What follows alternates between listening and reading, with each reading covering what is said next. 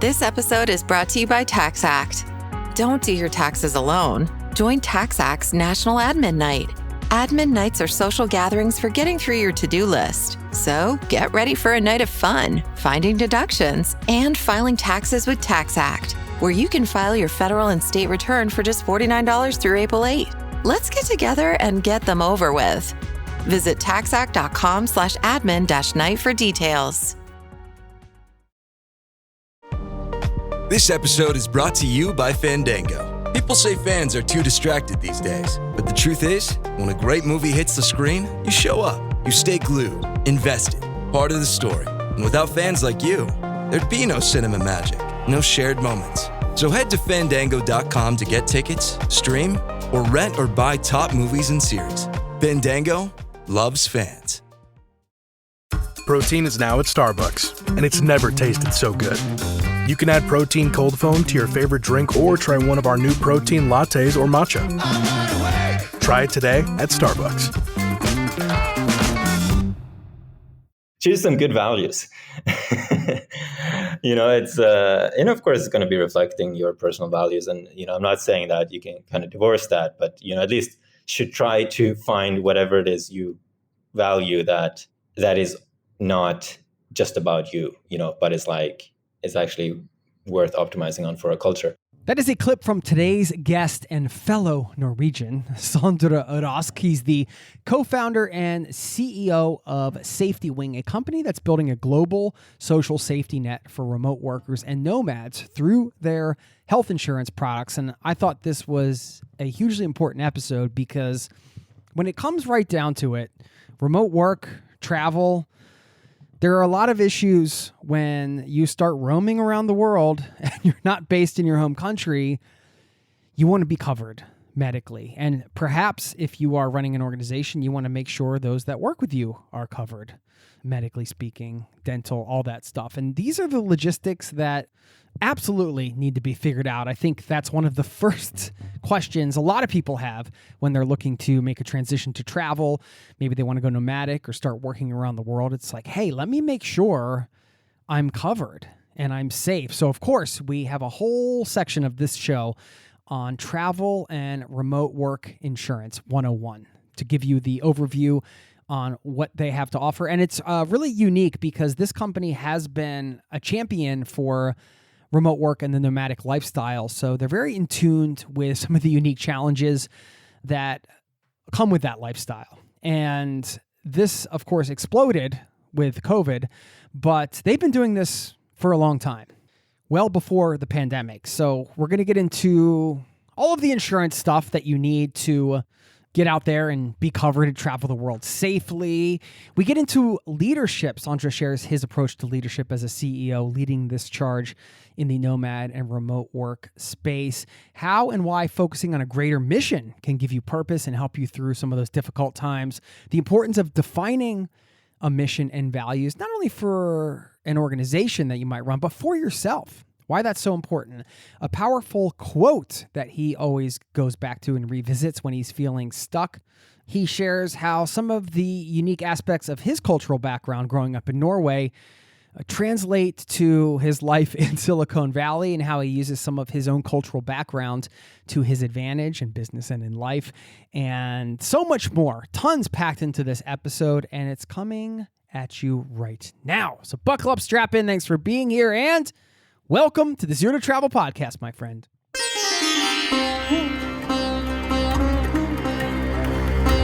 You're listening to the Zero to Travel podcast, where we explore exciting travel-based work, lifestyle, and business opportunities, helping you to achieve your wildest travel dreams.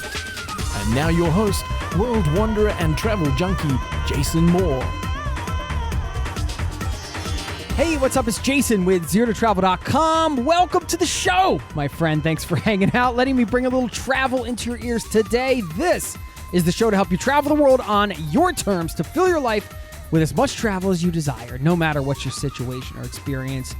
You heard at the top many of the subjects we're covering today, the essentials around insurance when it comes to traveling, but much more than that, getting into values, missions, leadership, and a bit on building the first internet country A very fascinating project that Sondre has been tied into for a while. And I really enjoyed just exploring some of the challenges around where remote work is going and what they are actively doing to be part of the solution. And somebody has to do it, right? If we want things to work and we want to be able to roam, we need to have coverage insurance-wise. And more than that, this idea of this social safety net, and living in Norway myself and seeing how much of a benefit that is. This actually comes up in the interview a bit.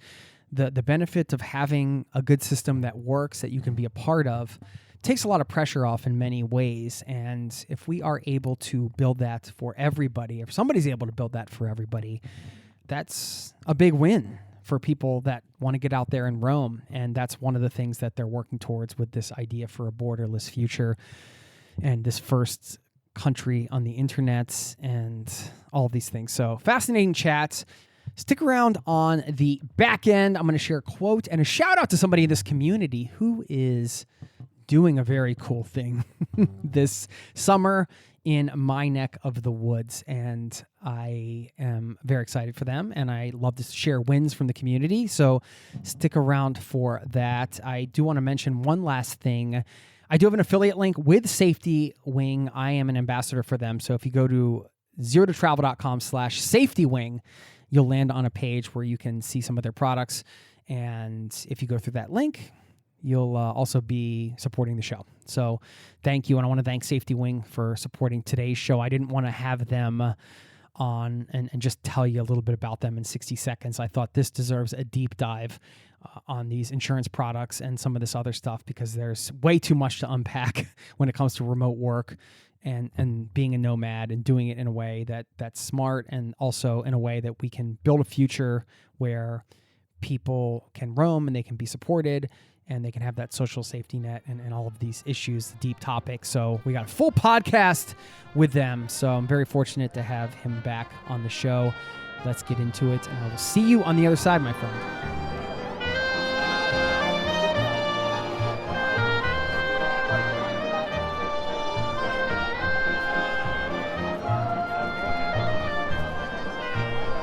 Listen, I live here. My kids are half Norwegian. Oh, you are? So you're basically Norwegian. Yeah, I'm actually a citizen now. Okay, so you got to hurry and learn Norwegian. What's up with that? Yeah, I took 500 hours of norsk course, which is the Norwegian class. Well, it's cool because Norway actually includes that if you're here on a family immigration visa. Great. So it was all paid for. So I better do this, because at some point my kids, I'm not going to understand them, and they're going to start talking about me, and they're going to figure out, like, they can say things in front of me and I won't know what's going on. It's a survival thing, really. Yeah. Good reason. Yeah, well, I'm excited to have you back. We got Sondre Rasch here. Welcome back to the Zero to Travel podcast, my friend. Good to be back. I mean, last time we did this, I don't know if you recall, we were outside of a cafe in Lilletoyen, and then you had to run to catch a flight. And I think I got so caught up in like chatting with you about the future of, the borderless world and all the things we were talking about. It was a great interview, by the way. I re-listened to it. And then I was like, oh my gosh, did he actually make his flight? Did you make your flight? Do you remember? This probably, this was slightly less careful me, where I would do that with every flight, just timing the minute they close to check the gate. The last person, if I arrive when everyone else has boarded, but it's not closed, I would consider that a win. Yeah. I mean, you were that guy. See, I was the opposite. I'm like the guy that will sit in the terminal for 3 hours and just buy a bunch of magazines, because I'm a nervous Nelly when it comes to missing flights. Do you remember if you made the flight or not? I think you were flying to San Francisco, so it was kind of a big one. I hope so. I did certainly make it to San Francisco. I've been living there for the last few years, so we've traded places there. But well, believe it or not, that was almost 4 years ago. Yeah. Which is crazy. So, I mean, SafetyWing has grown a ton since then, which we're going to talk about. But I'm wondering how you've grown as an individual. Yeah. Wow. I remember that conversation. You were one of the first people we talked to about like the big ideas with SafetyWing. So I really appreciated that conversation, by the way. I appreciate the early noticing of that. No, I mean it's been great. I mean, how have I grown? One way I've had to grow is just that it's very different. Like, when we talk, I'm guessing we're like the founders, and a freelancer helping out on design, and now we're 100 people here in Tulum, right? So it's just responding to that challenge and living up to the what comes with the changing roles of like just being a larger group and sustaining purpose and motivation and organization. You kind of figure out one problem at a time. It's not like you're kind of constructing a future self. But looking back, I probably have learned a lot about those things, the hard way. So that's probably, my biggest journey since last we spoke. Yeah. How do you like being a CEO? I'm completely fine with that. Yeah, I mean, I guess there are like a couple of like unhealthy ways to deal with being a CEO. One would be like very uncomfortable with it, so like shying away from decisions or problems, right? That could be one way that would be unhealthy, or another would be like, like kind of too happy about it and sort of like right, like an ego-driven kind of way. Ego-driven, yeah, thinking that it's about me somehow, and I think steering past those two kind of like major traps doesn't mean that there's not a learning curve, but I think my approach to being a CEO is that I am, well, it's like I'm trying to. You're exactly right. The key thing is the opposite of ego. It's like to identify sort of with the collective, and like you are sort of like almost like a side part. Like me as a person doesn't matter. And then it's like fulfilling the obligations of the role, which is, it's there are just a couple of tasks that come with that, and sort of trying to figure out what that is, that broadly boil down to creating this zeitgeist, mission, vision, values, goals thing, and talking about that internally and externally, like I'm doing now. And another part of the role is ensuring that we succeed, which is to like pay attention to what's not working or falling apart, and then just intervening to try to fix that. And that's like a whole ecosystem of problems. So I'm always dealing with the worst problems in the company.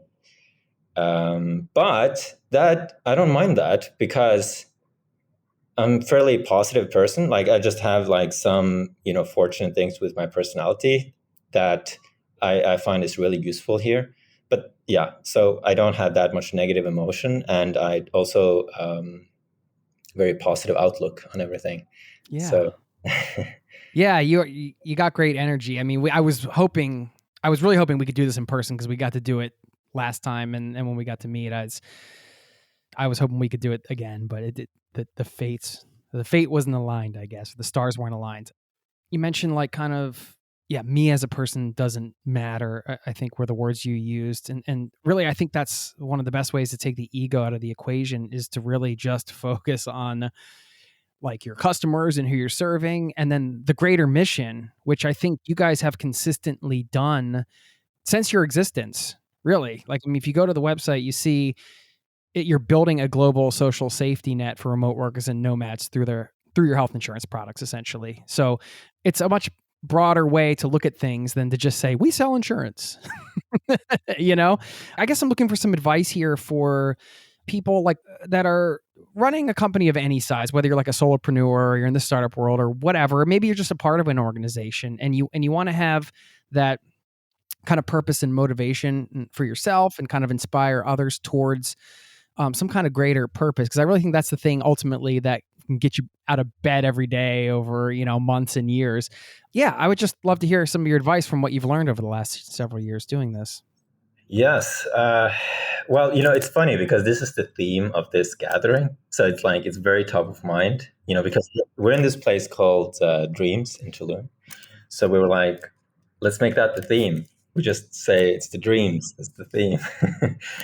I guess the first thing is that, and you're right, this is something that I am, preoccupied with. I was preoccupied with also pre-SafetyWing, in the sense that, for the reason you say, like the vision, and to the degree that it is compelling and clear and like motivating, then it can play this crucial part for motivation, and for, I guess you could call it like unification. It becomes something you optimize against. And that can be really psychologically useful for everyone in the organization if it's sufficiently good. So, a dream is, one part of being a dream is just like, it's just where you want to get to. It's like, I have this dream of something, right? It could be anything. For us, it's to build this country on the internet and a global social safety net. That's our dream. And, that was also when we last spoke, but we've filled that with a lot more details since then.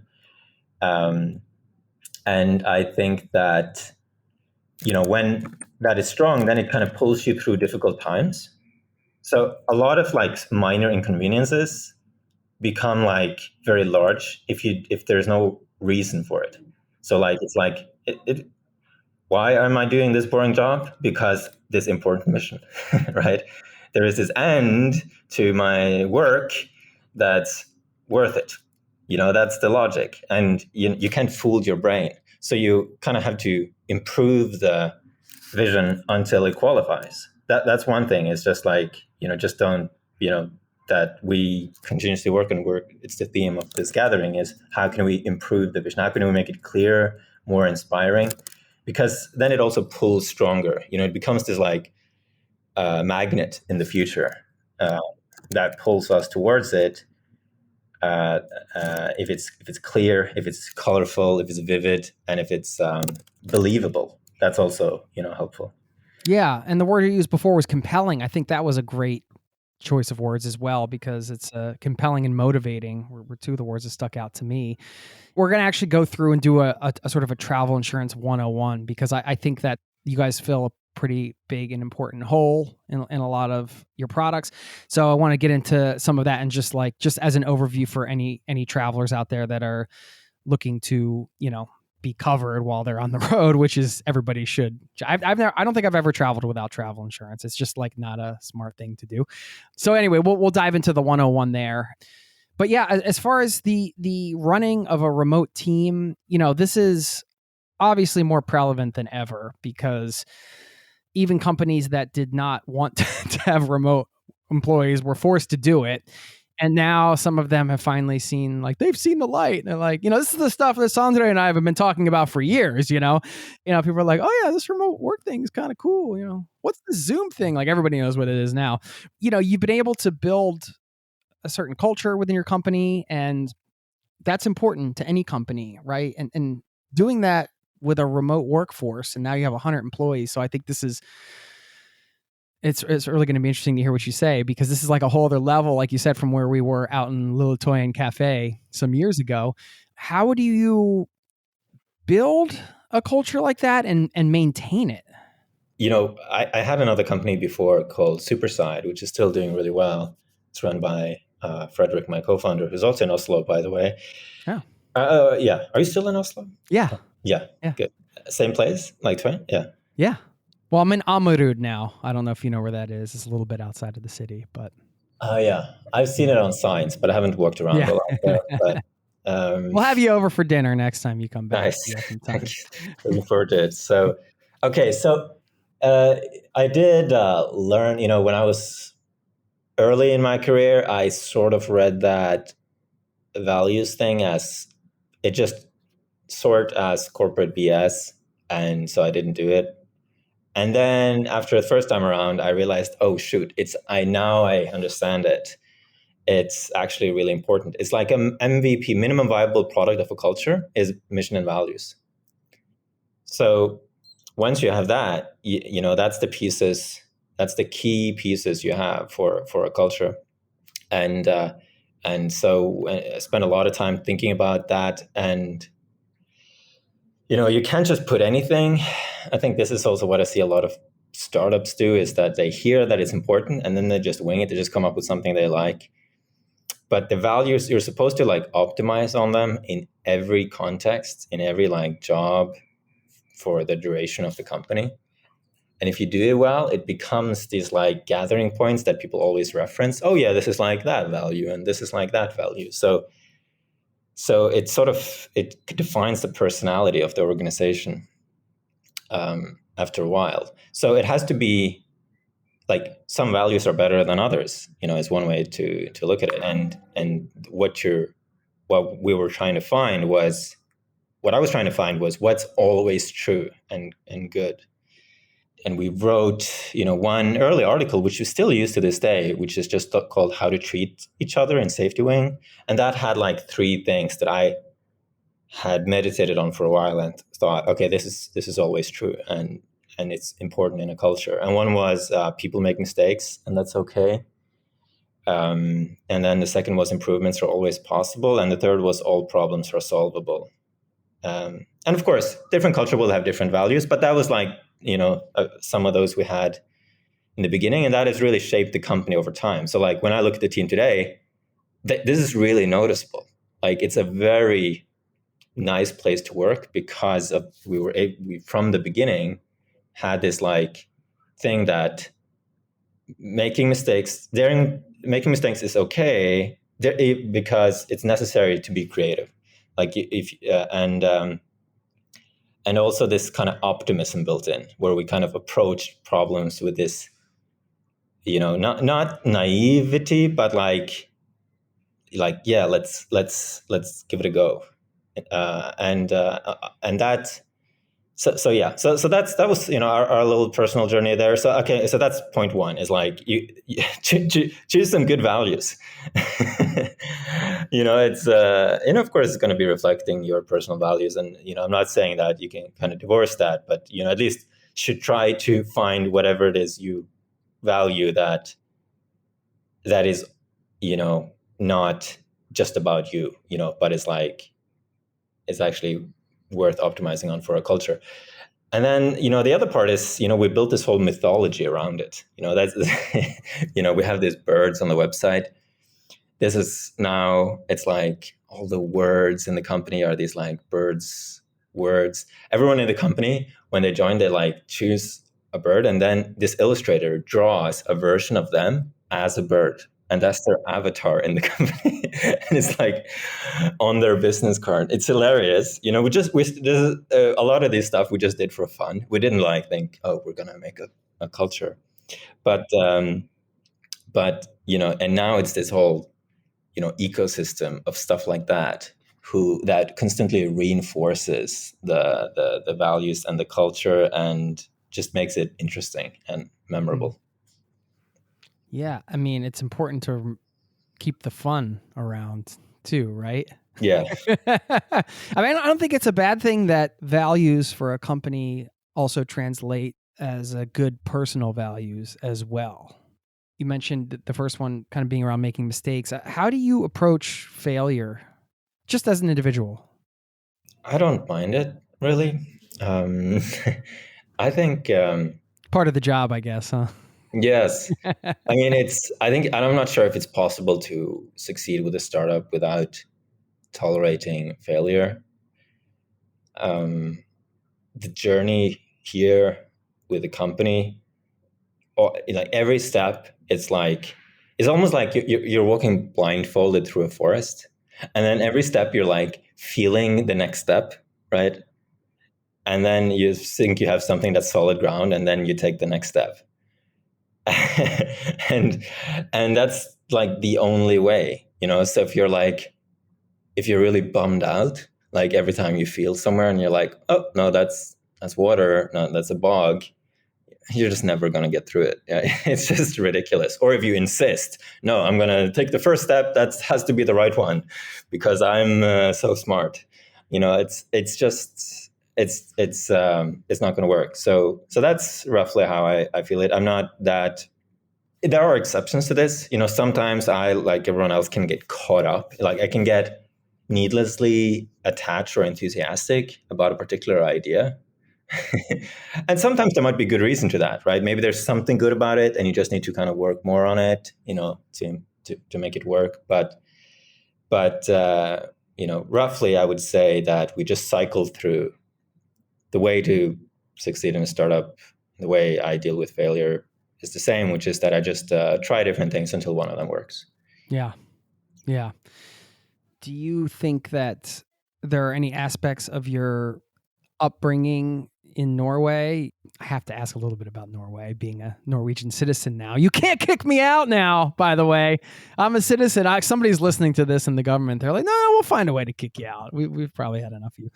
From that cultural background, is there anything that you've noticed that you think maybe gives you an advantage being in, Silicon Valley and all the stuff, kind of in the startup world, that doesn't mean nobody else brings it to the table, but there is something unique when you come from a culture and then translate it to another culture? Mm-hmm. Yes, there are several things. One I really have had a lot of benefit from in the early days is that there is this Norwegian culture for using simple words, which goes back a bit. There is this old play everyone reads in, I think it's probably middle school, called Erasmus Montanus. And it's about this guy, the son of this family, and he goes to university in Denmark, Copenhagen, and then he comes back, and then he add these Latin endings to all his words, and he thinks it's better than everyone. And everyone just thinks he's an idiot. And that's what the play is about. And it's, that's a lot there. So you will find in Norway this, people will use words that people understand when they talk about subjects that are, domain specific.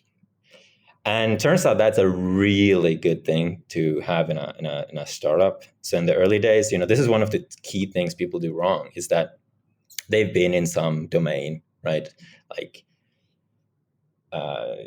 insurance is a great example. And there's a bunch of insurance words. They've made their own vocabulary. I say they, maybe I should say we now, but I'm not identifying with this particular part. And which makes them kind of incomprehensible to other people. But they kind of slice the world up slightly differently. And some of that is for good reason and some of it is not. But anyway, it makes it very hard to explain your product to customers or investors. So, having that background just helped me get that right off the bat. So that was one I found really, really useful Norwegian trait. Use simple words. Yeah, communication. I remember I was at a party here in Oslo once and talking to a couple, and somebody was describing Norwegian as a language as being economical. And I thought that was the perfect description of the Norwegian language, right? I had not heard a better description, and in one word. It's in one word. It's very economical. I just explained this, when I come back now, and I'm at the border, and it's just so shocking. I give my passport, and they looked at it to give it back, and they say, "Thanks." That was the conversation. No, welcome back. Oh, you've been gone for a while. How are things? Are you excited to go eat some Norwegian salmon? Yeah, no, that was it was very economical, and first I was like, yeah, no, you don't want to know, and then, but it's also kind of nice, it's so easy. It's so frictionless to flow through these interactions. And then I went to check in at the hotel, and it was the same. Thanks. Here. And that was the whole conversation. Had a end of dialogue.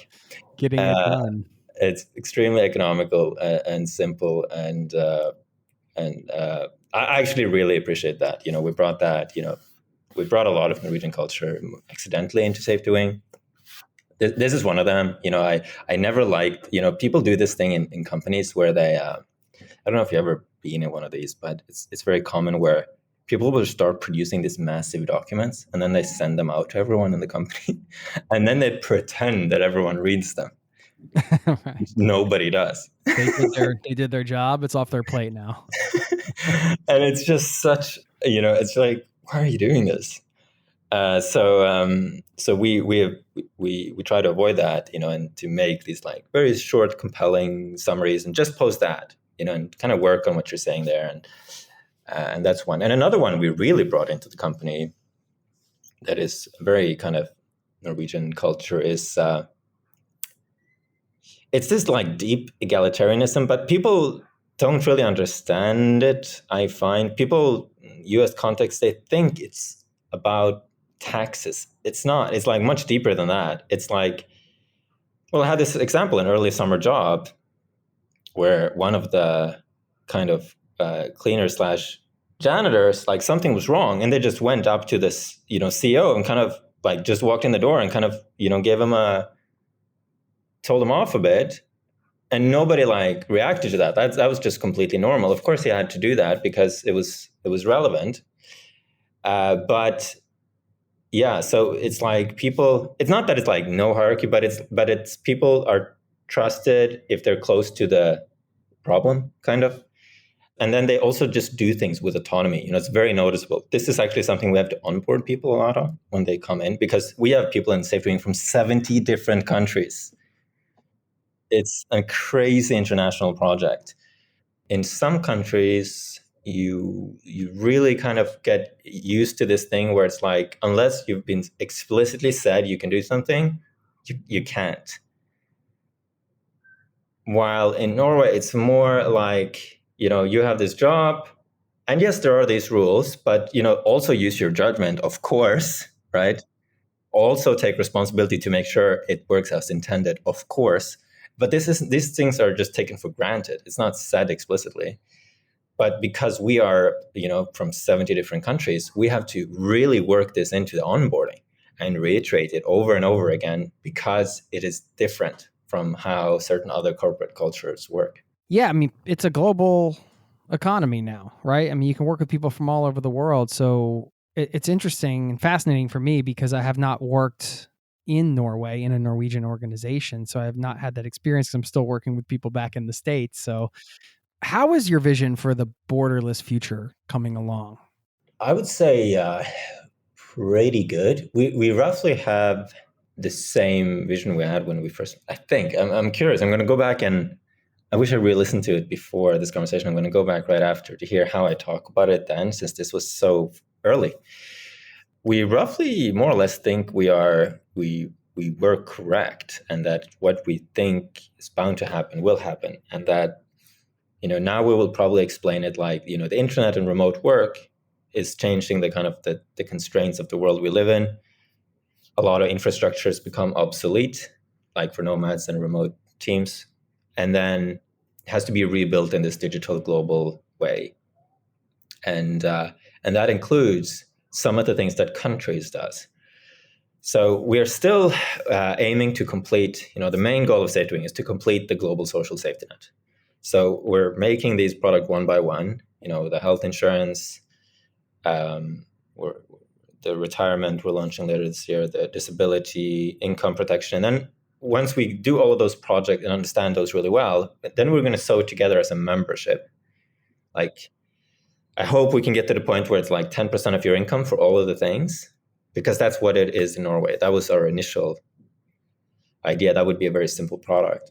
Yeah, you're creating your own governmental system kind of under your umbrella. Got it. Exactly. That's where we want to get to. And but that works equally well and is available for anyone in the world. Right.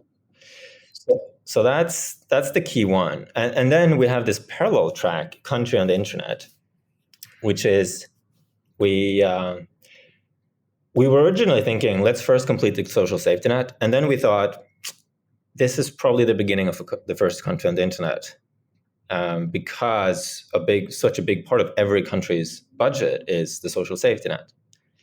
So that was how we thought about it in the beginning. When COVID happened, one of the things we changed was that we started working on the country on the internet sooner. And we started that with a project called Plumia. So it's a nonprofit, but it's associated with SafetyWing, and like we fund it. Um, and there's like 1,000 volunteers there. It's run by this person called Lauren Razavi, who's supremely interesting, by the way. Definitely worth, if you want to double click, like go deep on that one, you actually might want to talk. Lauren is very interesting. She talked to the UN a couple of weeks ago about nomad visas. Yeah, nomad visas, by the way, is one of those things that was a prediction of ours that has like totally come true. Oh yeah. And Yeah, it's huge now.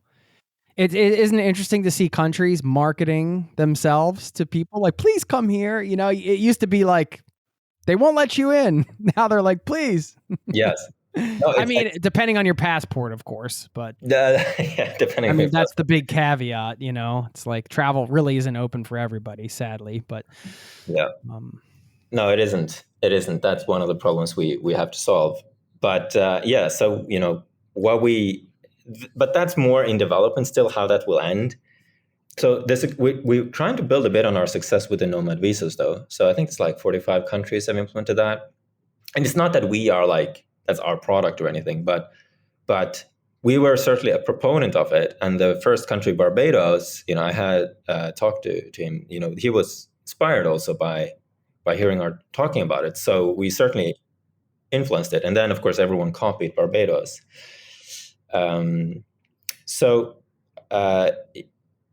we do find, you know, that we want to bootstrap from there to eventually make something like a passport. So you can imagine you can have a dual citizenship in the future.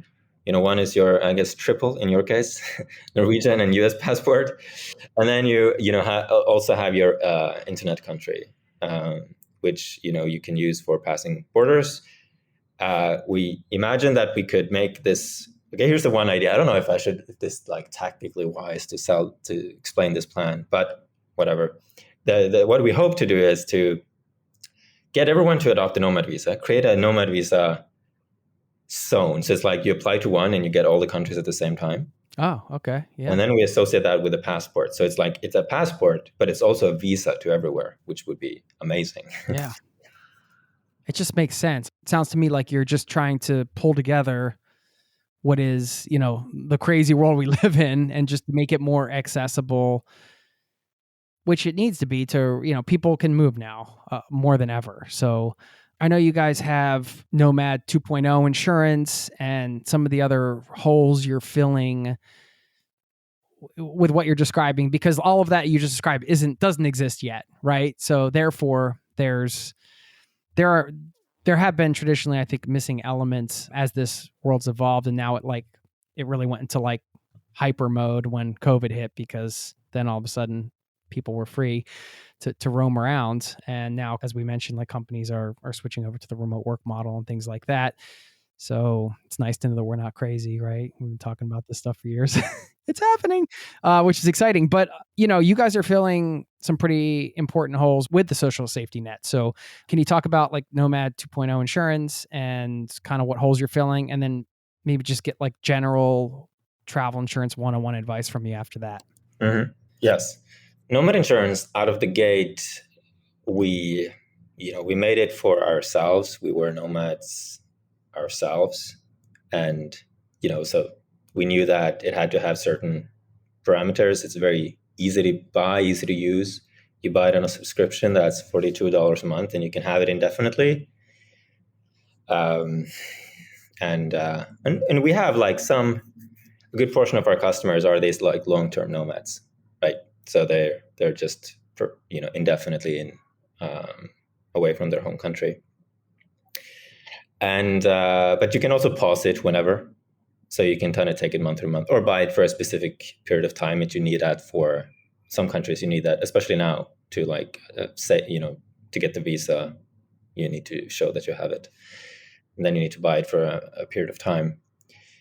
And what it covers, medical travel stuff, what you would expect. It covers a lot more medical than other travel insurances.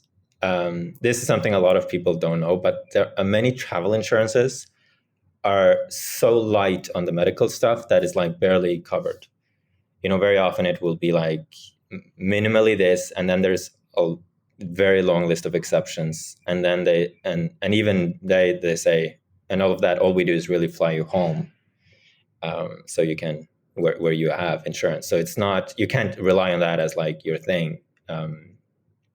But with Nomad insurance, you can. So it's basically like a lightweight health insurance that, you know, covers everything.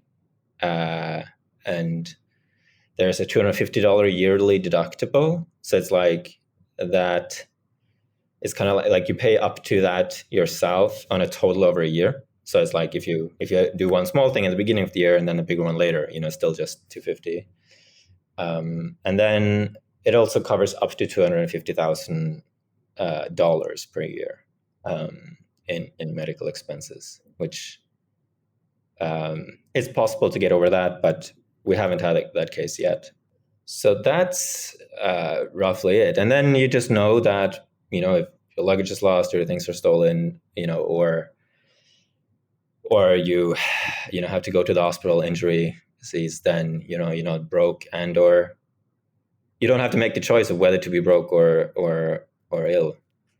Yeah. Well, I mean, that's one of the biggest struggles going on in the US and had been going on for many years, decades, right? Is it you're one injury away from, I mean, I can only speak from my experience, but anybody from the US has probably been in the situation where you've been injured and you're just like, how much is this going to cost? Is it worth going to the hospital to get stitches for this? Or maybe I should just use some, I don't know, something from the pharmacy, you know. And now having had that experience and then living in Norway and just seeing how much pressure it takes off of you to know that things are covered and you're not going to lose everything because of some crazy accident, which can happen and does happen to anybody, you know, it's a big deal. So it also gives you a bit more freedom in many ways. It's not like I don't have to get a part-time job to get my health insurance, you know? Well, I guess I'm bringing that up because that would be a big question for me and for what you guys do and just travel insurance in general. I'm a little bit out of the blue because I've been living out of the country for so many years, but I know there are some certain qualifications or certain things you have to fulfill to be covered back in the US, since we have a large majority of listeners from the US and all over the world. But how does that work? Like, are you covered in your home country when you go back? I mean, that's like an any country question. And then for the US specifically, how does that work? Does like having your insurance fulfill the requirements the government needs? Yeah, so you can go on Nomad insurance. You can go home for for 30 days, right? So it's made for nomads, which means this was a key thing when we added it, because we knew ourselves as a customer would go home sometimes, and that would be difficult. So you cover for up to 30 days when you go back, except if you go to the US where it's 15 days. That's a local regulatory thing. And so you don't have to get a separate insurance for short trips home. If it's more than that, though, Nomad insurance as it is today does not cover home country. And this is something we do want to change in the future. And we have actually, you know, we developed our second product, Remote Health, which has taken off, exploded. Yeah, talk about that. Yeah. So Remote Health. So when we first launched Nomad insurance, we were trying to build a global health insurance. Like we were, imagine just Nomad insurance, but it also covers home country. That was what we were trying to build. And then we just hit these regulatory barriers at the end of it. And we're like, okay, let's just, you know, we just have to make that separately. We learned late in the process that wasn't able. So we started working on that like the week after, you know, we launched Nomad insurance. We started working on, let's make a global health insurance. And that became Remote Health, and we launched that in 2020. And Remote Health, there's two big differences: home country coverage and pre-existing conditions. So the way it works for Nomad insurance is pre-existing conditions is not covered. So if you're on some ongoing treatment program, and then you buy Nomad insurance, but that also allows us not to ask about anything, right? You just sign up. Which means it takes like 2 minutes. But for Remote Health, it is covered pre-existing conditions, which increases the price. And then it's a global health insurance. So, you know, you could buy it if you're in Argentina and you live from Argentina, you could buy it and just be on it, just like a normal health insurance in Argentina. But if you're abroad, it's also works there. So, and at the same time, we also open up this possibility for companies. This was something we kept getting asked over and over again in the beginning, was that companies would reach out and say, I want to buy this Nomad insurance, but for our employees. And we didn't have a way. So we eventually built that at the same time in 2020. And the timing on this was very fortunate. So this was March 3rd, 2020. And we had this launch event in San Francisco. And we were like, 10 years, most companies are going to be remote. And then the next weekend, everyone was remote. It actually happened, like exactly like that was how it happened. People were not able to fly home. This is just as the kind of lockdowns, and the border closures rolled out at the beginning of COVID. So anyway, so that product is just taken off and sort of growing 10x year over year. And we're still That's for individuals and for companies that want to purchase for their employees, right? Correct. Yes. Okay. Great. And can we think of Nomad insurance more as like traditional travel insurance, whereas remote health is more of the traditional, like you said, global health coverage? So I think that is fair. Although it's not as big a difference as you would think. But yes, for categorizing, I would say yes. Nomad insurance is like travel insurance that you can have forever. But remote health is just a traditional health insurance that would work like you think. Cool. Is it flexible and that, for the spontaneous travelers out there that are all of a sudden like, oh, I can't get enough of Italy. I'm going to stay here for another 3 months, or, they meet somebody and they fly off to another country or whatever. We never know where we're going sometimes as travelers. Can you adjust the policies pretty easily and kind of extend things, or like, even get it from abroad and things like that? How does that all work? It's both of them are just like continuous subscriptions, pay monthly. You don't even have to say where you are. It's just active globally. You do say it, but that's only so that if you request like documentation, but you actually don't have to. So if you just do that, you don't even have to update us. And the way it works is the same in every country, which also incidentally is how private health insurance works in every country, which is that you log in, you have a website, there's like your info. The simplest way to use it is that you call the number on the card, and they're like and they can help you. That's 24/7, and they will direct you to hospital, and then the hospital bills us directly. So that's sort of it as far as using it. And that's the same in Italy as in anywhere else. Are there any circumstances where you advise people not to get insurance? Like, I have a friend who, for example, lives in Mexico, and he's like, well, it's just cheaper to pay out of pocket here. And I can relate to this person, but, insurance covers those things that you haven't experienced yet. It's like the summary. I just had someone on the team who accidentally hadn't activated their Nomad insurance. It's included, but they have to kind of activate it themselves. And he came down here and he went to the hospital, and it was like $1,700. That was here in Mexico. It's just been here a couple of days for the team gathering. I also had this experience. I'm like this person, very risk-willing person. My plan was semi that, and I was like, if it's more than that, I'm just going to fly home.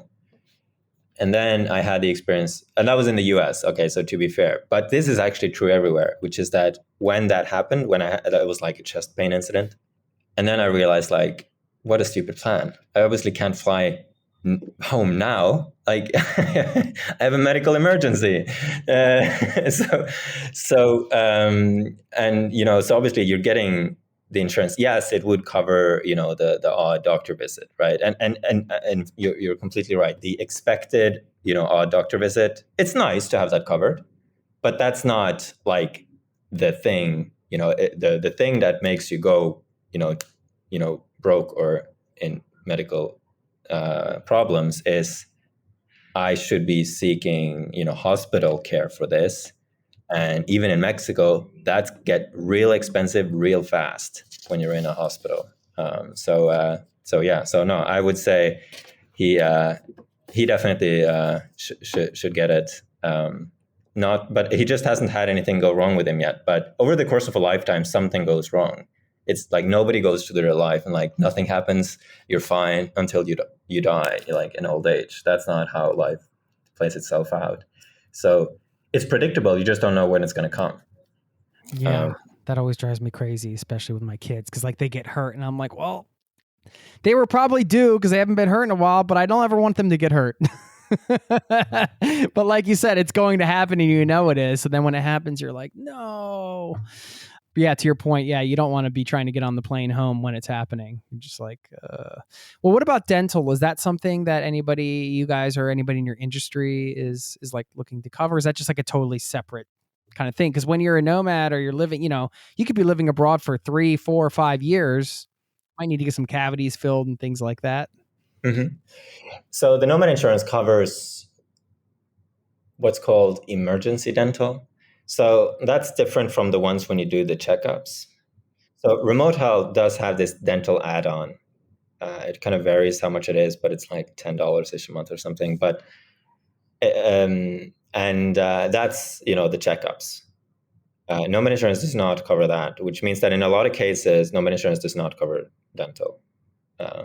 Even in some cases where you kind of think like, isn't this, for it to be an emergency, it has to be like it's something you have to get fixed. It's like an injury or something.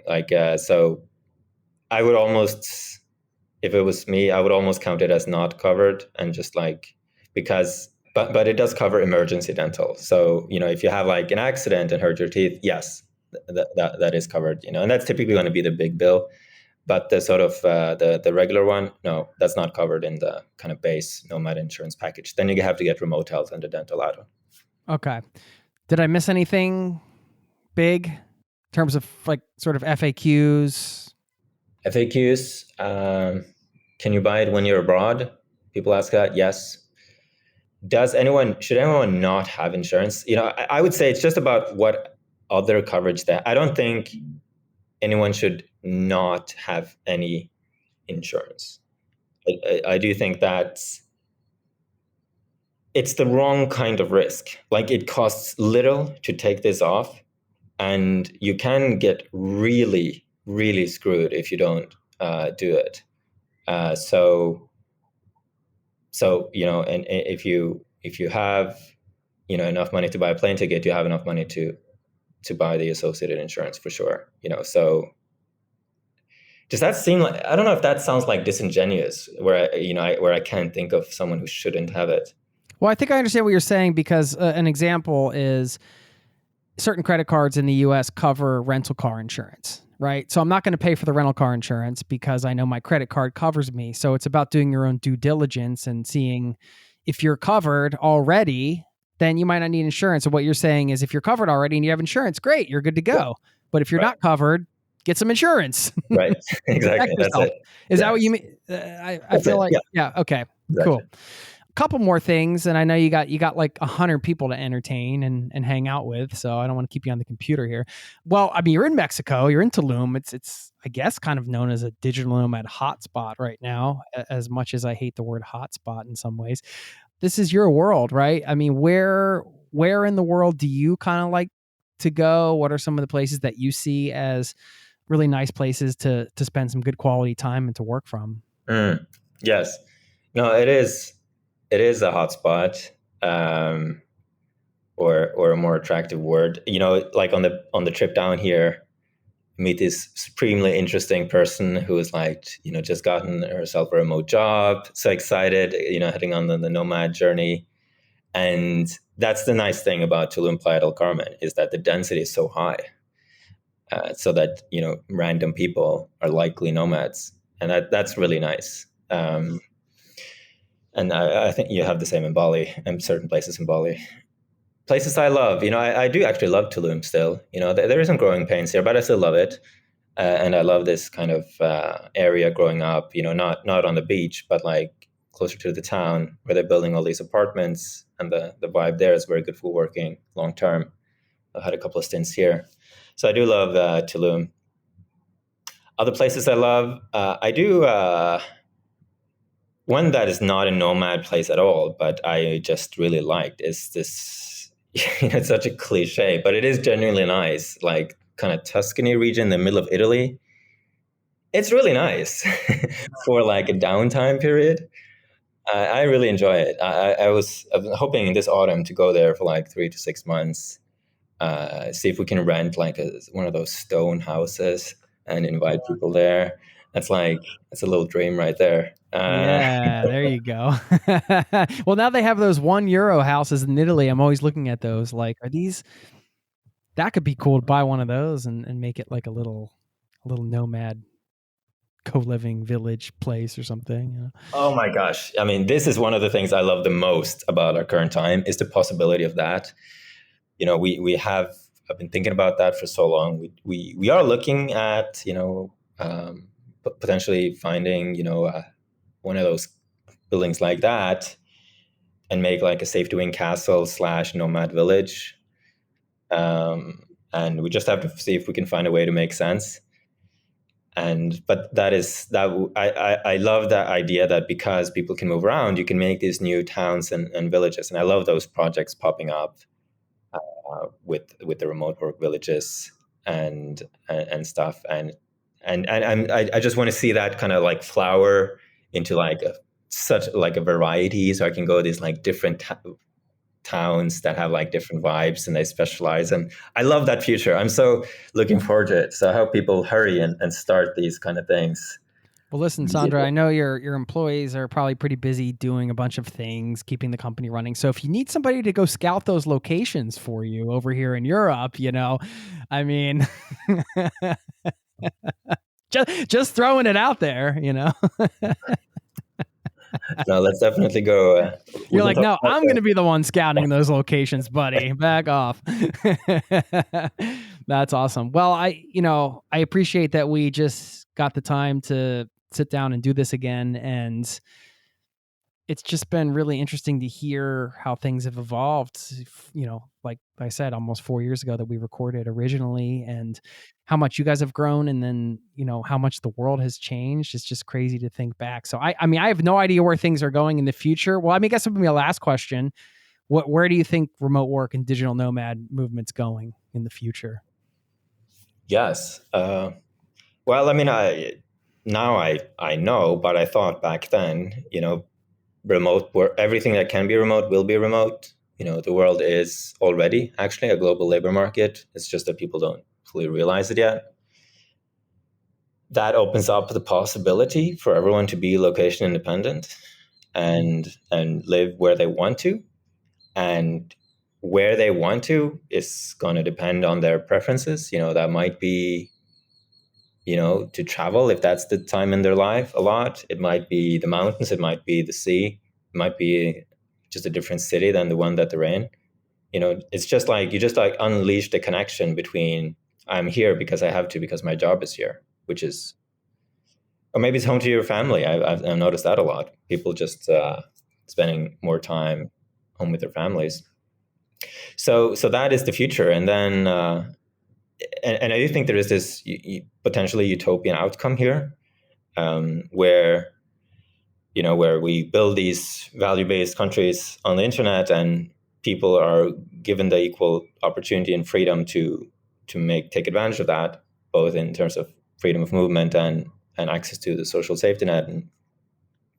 And that, with that, a lot of, at least one source of division will kind of gradually cease, which is, of course, the sort of nation-state division and conflict. I do think that the nation-state will continue to exist, but it will be like when you went from city-states to nation-states in the 1600s. You still have city-states. They just don't matter that much, right? You still have city governments. So I think that's the future we're going into. And provided that countries take the approach, which they currently are, of like trying to compete to succeed in this new world, as opposed to, fighting and outlawing, then I think, the transition might be smooth, and there's obviously a great opportunity here for anyone, looking to start some cool startups, because so much has to be built in the new world. So that's how I saw it and see it still. Thanks for that. Last question, because I usually end the show with a quote after the interview, but I'm curious if there are any quotes or things that kind of come up often for you that you sort of are living by in your daily life now. Do you have like anything that comes to mind? Yes. It's the SafetyWing line, all problems are solvable, is from the book The Beginning of Infinity by David Deutsch. And what that book does, everyone can imagine, that all problems are solvable. It's like optimism, hope, etc. But what that book does is it proves scientifically, without a shadow of a doubt, that it's true, which I found very compelling. So that's a line I go back to. It's, whenever stuck, or someone else is stuck, it's just a mind shift from being stuck to, how I wonder what I can do to solve this. Applying creativity to the problem, no matter how impossible it seems, and that's remarkably freeing. So I go back to that daily. Great. Well, thanks for your time today. Of course, SafetyWing.com, and we'll leave the associated links in the show notes. And Skol, I mean, you're going to go, I don't know, you guys probably have some fun things planned, I imagine, a retreat with 100 employees. It's probably a secret, but by the time people listen to this, the secret's not, it's not going to be revealed to them. So I don't know what you're doing, but I assume beach time, dinners, good times. Yeah, all that. Well, enjoy, man. Well-deserved, I'm sure. Keep in touch, and yeah, next time you come back to Norway, it would be great to meet up. Looking forward to it. Thanks, Justin. Thanks for your time.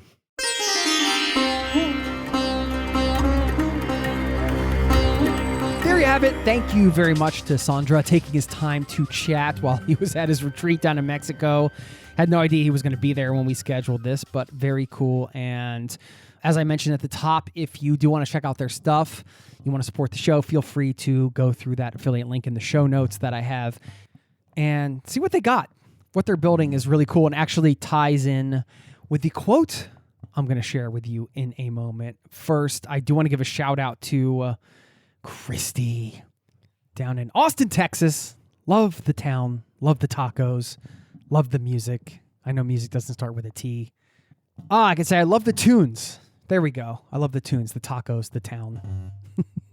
You get what I'm saying. I like alliteration. Sorry. Anyway, Christy wrote me an email and she said, well, I'll just read you a snippet. She said, we will be visiting Europe this summer. Me, my husband, and our 5 kids. Wow. I can't imagine that, traveling with 5 kids. I can't wait to hear how this goes. She said, this is going to include several train rides. After listening to your recent podcast around trains, I took many sleeper trains around Russia as a 19-year-old and loved it. So I can't wait to take my kids on some train adventures. And that is super cool. I love that you get to share that with your family, something you were passionate about. Isn't it funny how I feel like sometimes, well, depending, really at any age, right? We've all been children before. Even if you're listening to this and you're, say, 19 right now, you might think about some things that you did when you were a kid that you just love. And I feel like some of these things that we do as young people, whether we're talking about 10, 12, or 19 or whatever the case is, when we're young, it's just kind of what we're naturally attracted to. And I feel like we come back to those things eventually. Christy had these fond memories from her trip when she was 19. She wants to share that with other people. That's the beauty of it, right? The beauty of travel and getting to share it with a spouse, a partner, your children, whatever. When somebody travels to visit you and you get to give them an experience, always such a rewarding feeling. And those times are great when you get to share something you love with somebody else, a movie, whatever. So maybe that'll be the challenge for the day. Go share something you love with somebody else and enjoy it together. So congrats to Christy and her family. Hope we cross paths at some point. And let's now leave you with a quote. This one is from Albert Einstein. You know, he was no dummy. He said, "We cannot solve our problems with the same level of thinking that created them." I love that quote. And you can see that in these unique solutions that come up in the world today. It's a different level of thinking, and we need that. We cannot solve our problems with the same level of thinking that created them. That inspires me to create a different level of thinking. How am I going to do that? I don't know. I'm going to go ponder it now. Hope you have a wonderful day, and thanks for your time today, and I'll see you next time. Peace and love. This podcast has been brought to you by ZeroToTravel.com. Ideas and advice to make your travel dreams a reality.